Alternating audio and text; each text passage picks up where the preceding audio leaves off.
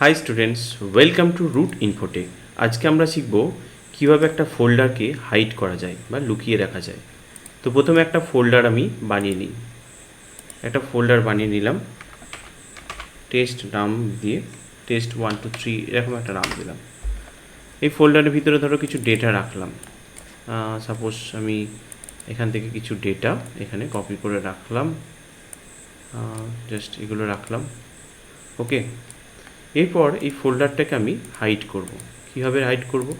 Right click করব, properties, hidden বাটনে click করব, তারপরে অ্যাপ্লাই, ওকে, কন্টিনিউ, দেন ওকে।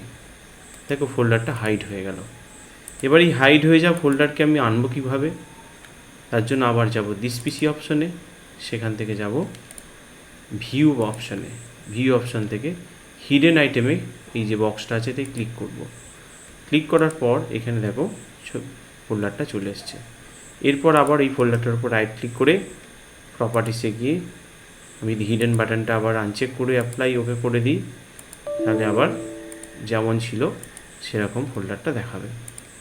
ওকে, আশা করছি ভিডিওটা তোমাদের অনেক উপকারে আসবে। ভিডিওটা ভালো লাগলে অবশ্যই আমার চ্যানেলটিকে সাবস্ক্রাইব করে রাখবে পরের ভিডিওগুলো দেখার জন্য। আজকের মতো এইটুকুই।